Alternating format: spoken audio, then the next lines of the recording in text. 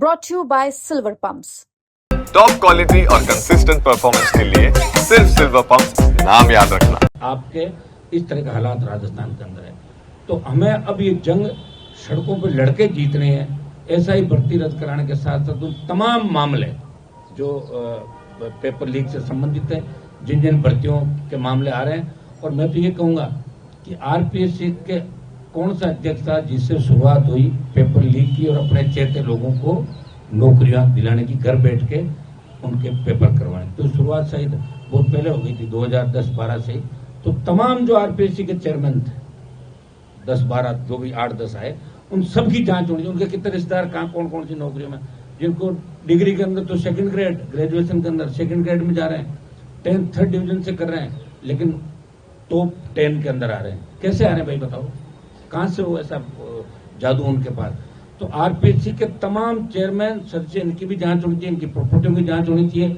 और ये राजनीतिक अखाड़ा जो आरपीएससी बना, ये खिताब देखिए, देश का जो यूपीएससी है, आज तक यूपीएससी पे उंगली नहीं उठी। क्या राजस्थान की सरकार इतनी सक्षम नहीं कि हमारे लाखों बच्चों का भविष्य है उसको बर्बाद करने वाले लोगों को सलाखों के पीछे डाल सके? एक लोगों को बेल मिल जाती है, बेल के अंदर भी व्यवस्थाएं कर लेते हैं इधर उधर। तो बेल मिल जाए तो तुरंत बेल रद्द करने के लिए सरकार को अगले कदम उठाने चाहिए। हाईकोर्ट बेल दे रहा हो, सुप्रीम कोर्ट जाओ, उसकी बेल रद्द कराओ। तो ये क्यों संपत्ति अटैच करो? और ईडी बार बार राजस्थान के अंदर आ रही है। ईडी कहना क्या चाहती है? ईडी आके एक्सपोज कर रही है, बात कर रही है, लेकिन ईडी को गिरफ्तारी भी करेगी क्या? या पॉलिटिकल माइलेज या लोगों को बदनाम करने का धंधा करे ईडी? इस चीज का भी हम करें। ईडी को पूरा खुलासा करना चाहिए। अगर कोई दोषी है गिरफ्तार करके ले जाओ हाथों हाथ, और दोषी नहीं है तो बार बार मत आओ, क्यों परेशान करो बेचारों को? उल्टा सहानुभूति और मिल रही है उनको कि ईडी आई। और ये देखिए, एजेंसियों का दुरुपयोग सब करते हैं। कांग्रेस भी करती थी, बीजेपी भी करेगी, कोई नई बात नहीं है। और सत्ता जिनके हाथ में होती है तो दुरुपयोग करेगा ये सत्ता का। ये तो आप इतिहास पढ़ते हैं अपन, सत्ता का उपयोग किसने किया? दुरुपयोग ही ज्यादा लोगों ने किया। अगर उपयोग करते तब तो ये प्रदेश और देश पता नहीं कहां से कहां, सोने की चिड़िया था, कहां चला गया। आज हालात क्या हो गए हिंदुस्तान के अंदर? आम आदमी घर से निकलता है, हमारी बेटियां कॉलेज स्कूल जाती, जब तक वापस नहीं आ जाती घर में टेंशन रहती, बच्चे वापस क्यों नहीं? स्कूल में थोड़ी देर लेट हो गई, बस वालों को फोन करें, भैया क्या आया क्यों नहीं? तो ये इस खौफ के साये के अंदर राजस्थान जी रहा है, खौफ के साये में देश जी रहा है। बेटियां सुरक्षित नहीं, बच्चे सुरक्षित नहीं, हमारे शोषित पीड़ित तबका सुरक्षित नहीं। जिस तरह के हालात राजस्थान के अंदर बन रहे हैं, एक तो आरपीएससी पूरी भंग करें, सारे मामलों की सीबीआई जांच हो, एक इसके साथ संजय सोत्रे के साथ पूछताछ करें, और एक आरपीएससी के अंदर भी मेंबर ही नहीं है तो इसका रद्द करके पुनर्गठन करके तमाम मेंबर की नियुक्ति की नई प्रक्रिया, नई बिल लाके किया जाए। और चेयरमैन, कार्यकारी चेयरमैन। दूसरा, अभी बच्चे बार बार एक मामला उठाए है, पशु परिचय भर्ती में नॉर्मलाइजेशन के नाम पर लाखों युवाओं के साथ अन्याय। ये कहते थे भाई ये सवाल सही है गलत है, उसके नाम से उसके अंदर नंबर देता। तो ये नहीं चाहते। चतुर्थ श्रेणी भर्ती में 25 लाख फार्म है, उसमें भी ऐसा होगा। और एक ये ओबीसी के अंदर जो विसंगति है, इन सब को भी हम इसके अंदर रखेंगे कि ये सारे जो नौजवानों की डिमांड है। और नौजवान अकेला नहीं है। आज देखिए क्या हालात हो गई कि शहीद स्मारक में परमिशन मांगनी पड़ रही है। रैली करने के लिए आपको धकेल दिया, वहां पर रैली भी नहीं कर सकते। हाँ ये सही है कि बीच में रैली करने से जनता परेशान होती है, लेकिन आप इस तरह अपमानित नहीं कर सकते कि रैली के लिए भी बड़े दलों को चक्कर काटने पड़ते हैं परमिशन के लिए, और इकट्ठा होने के लिए 5 से ज्यादा। मुझे तो राजस्थान विश्वविद्यालय के अंदर बच्चों की जो स्थिति देख के, छात्र संघ के जब चुनाव नहीं हो रहे थे, मैंने 1 महीना आंदोलन किया, रैली भी करी, लेकिन बच्चों को ये पाबंद कर दिया कि विश्वविद्यालय के आधे गेस्ट हाउस तो पुलिस के कब्जे के अंदर है। काहे की विश्वविद्यालयों की स्वायत्ता? ये स्वायत्ता होती है क्या? बच्चे गेट के अंदर आंदोलन करो, गेट के अंदर आंदोलन होता है? कहाँ तो विश्वविद्यालय का रुतबा था, कहाँ विश्वविद्यालय का अध्यक्ष का रुतबा था? कैसी स्थिति हो गई बताओ। तो इसके अंदर भी हम चाहते हैं कि छात्र संघ चुनाव भी हो, जो हमारे पहले मुद्दे थे, इनको भी हम इसके अंदर साथ रखें। लड़ाई हमने लड़ी थी, पार्लियामेंट के अंदर भी मैंने मामला उठाया राजस्थान के छात्र संघ चुनाव का। हम सब मिलकर नए नेता कैसे राजस्थान में तैयार करें, और जो हालात राजस्थान के अंदर बने।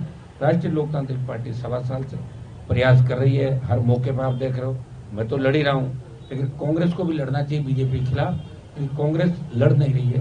उपचुनाव के अंदर जब आरएलपी के अलायंस के बाद कांग्रेस का खाता खुला राजस्थान में, तो कांग्रेस के नेताओं को लगा कि अब उनकी गिरफ्तारी हो सकती है, तो उपचुनाव में खुद ही सरेंडर हो गए। बोले साहब हम आपको जिता देंगे, भजन लाल जी बस हमारे खिलाफ कार्रवाई मत करना। इसलिए 4-5 जगह जमानत जब्त करा ली अपनी कांग्रेस पार्टी। तो इससे आप अंदाज लगा सकते हो कि कांग्रेस और भारतीय जनता पार्टी मिले हुए हैं, और राष्ट्रीय लोकतांत्रिक पार्टी सहित तो तमाम पार्टियां इन दोनों दलों के खिलाफ संघर्ष करिए, आंदोलन करिए।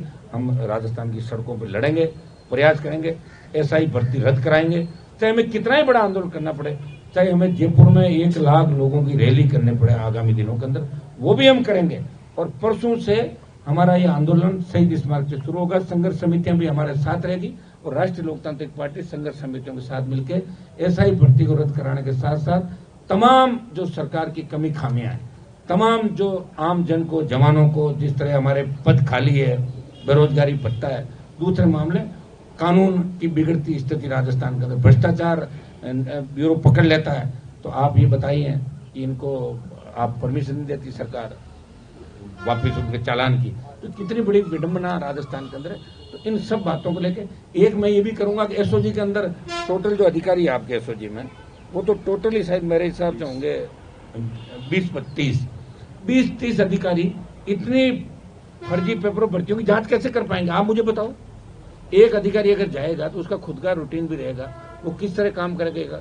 तो मैं चाहता हूं कि 100 अधिकारी तुरंत प्रभाव, जो खाली पड़ा है बेचारे पोस्टिंग नहीं मिली, ऐसे लोग जो ईमानदार हैं या कुछ समय तक ईमानदार रह सकते हैं। देखो लंबे समय तक यहाँ लोग रह नहीं पाएंगे ईमानदार, देखा हमने भ्रष्टाचार निरोधक में जो ब्यूरो में पोस्टिंग कराते हैं पूरे टाइम लूटते हैं बाद में, और बाद में एसीबी में जाके और चोरों को पकड़ते हैं, चोरों को पकड़ रहे हैं। पता है ये हालात है राजस्थान के, देश की।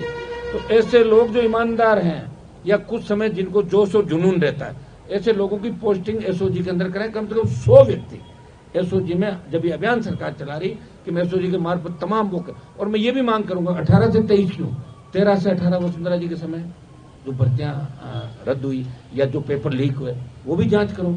आरपीएससी के तमाम चेयरमैन, उनकी जांच के रामूराम रायकर और बाबूलाल कटार 2 ही थे क्या इनकी जाति के नेता नहीं है?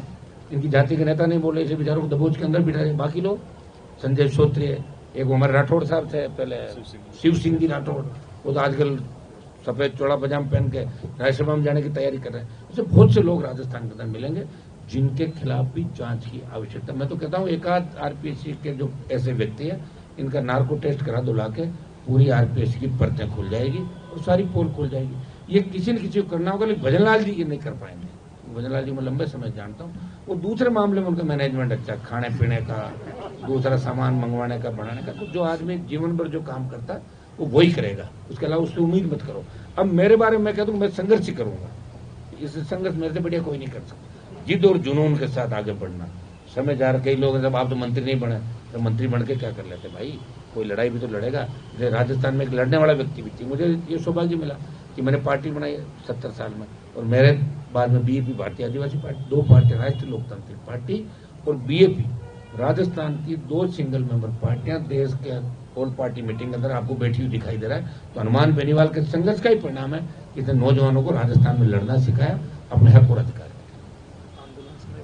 आंदोलन परसों जब चालू करेंगे, और इसके अंदर मैं स्वयं आंदोलन स्थल पर रहूंगा, और बड़ी रैली भी आगामी दिनों का, उसका फिर डे टू डे उसका आगे हम जारी करें। 11 बजे से परसों हमारी संघर्ष समितियां और राष्ट्रीय लोकतांत्रिक पार्टी के पदाधिकारी, तमाम बच्चे यहाँ आएंगे, और हम कोशिश करेंगे कि आरएलपी का भी जिम्मेदारी एक संभागवार वाइज एक दिन आरएलपी के उस संभाग के लोग उस दिन, इस संभाग के लोग उस दिन, वो हम सारा अभी टाइम टेबल जारी कर देंगे इसमें।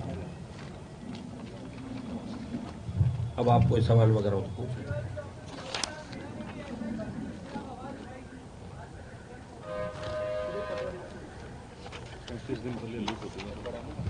ये पेपर जो आरपीएससी का 35 दिन पहले लीक हुआ था, तो आप बताओ 35 दिन में कितने लोगों के पास पहुंचा होगा? 15 मिनट में पहुंच जाता है आजकल, 1 मिनट में भी पहुंच जाता है। भर्ती रद्द के साथ साथ जांच जारी रखे, और रीट की एक जांच आप जो है वो सीबीआई से कर लो, इसमें काफी लोग पकड़े जाएंगे, कई मुख्यमंत्री के दावेदार अंदर जेल में मिलेंगे आपको, तो करना होगा आपको। नहीं करोगे तो राजस्थान की जनता सवाल उठाएगी, हम भी उठाती सवाल। कई लोग मुझे कह रहे साहब आप तो खींवसर का चुनाव हार गए, भगत सिंह फांसी पे चढ़ गए, देश आजाद हो गया, उससे क्या करना, लड़ तो रहा हूं भाई। एक व्यक्ति लड़ाई तो लड़ रहा है, वो तमाम घराने हैं जिनके नाम से वोट मिलते थे राजस्थान का, कहां गए, भाग गए सारे सारे।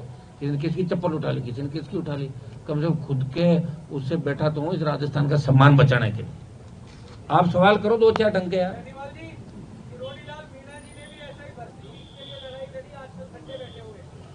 वो तो आप उनको ही पूछो, खुद को ही सुनो। वो आप रोज जाते रहते हो उनके पास और आपकी बात भी होती है, वो उनको पूछो। लेकिन मैं अब देखो सुनो, मैं पहले भी इनके खिलाफ मैं बोल रहा हूँ समय समय पे। हमने ज्ञापन भी, ऐसा नहीं कि हमको आज ही लड़ाई लड़ रहे हैं।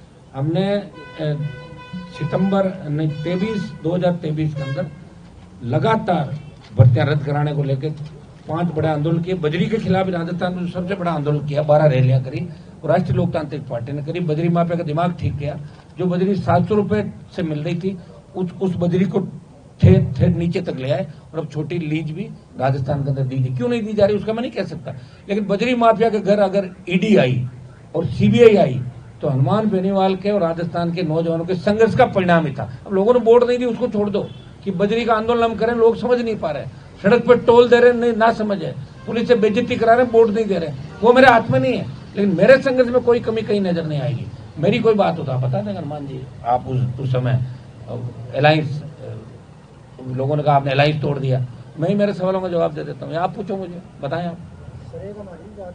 एक मिनट, आप आपने कमलेश प्रजापत को लेकर के मारवाड़ में बड़ा आंदोलन किया था। कमलेश प्रजापत जो एनकाउंटर हुआ था, अभी सीबीआई ने जब क्लोजर रिपोर्ट सीबीआई की लगी है उसके बाद में निशाने पे बहुत सारे लोग आ गए हैं, तो आपको लगता है कि देखिए सीबीआई ने जो क्लोजर रिपोर्ट पेश करी है, जिन लोगों के खिलाफ परिवार बैठा था, इसके अंदर पुलिस अधिकारियों के साथ साथ कांग्रेस के पूर्व मंत्री हरीश चौधरी, उनके भाई, उस परिवार का नाम था और सीबीआई ने उनको एक बार बुला के पूछताछ भी नहीं करी, ये लिखा सी उसका। तब कोर्ट ने कहा कि भाई क्यों नहीं किया आपने, बता। उनके लिए तो आंदोलन चल रहा था, मामला ही सीबीआई को दिया।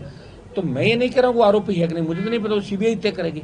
लेकिन सीबीआई कौन सी कोई 100% सीबीआई जो करते सच है, ये कैसे? हिंदुस्तान में तो भी क्या चल रहा है आप देख नहीं रहे, कश्मीर के अंदर देख लो ना, कहाँ गई हमारी एजेंसियां। 100% सही कोई नहीं है, लेकिन कम से कम 98-99% तो सीबीआई पे भरोसा लोगों का। हर कोई कह रहा सीबीआई को जांच दे दो, सीबीआई को जांच दे दो, सीबीआई ठंडे बस्ते में डाल देती। मनोज राजपुरोहित का मामला आप देख लें, लवली कंडारा का देख लें, एक अनिता जाट का हमने अभी दिलाया था सीबीआई के अंदर।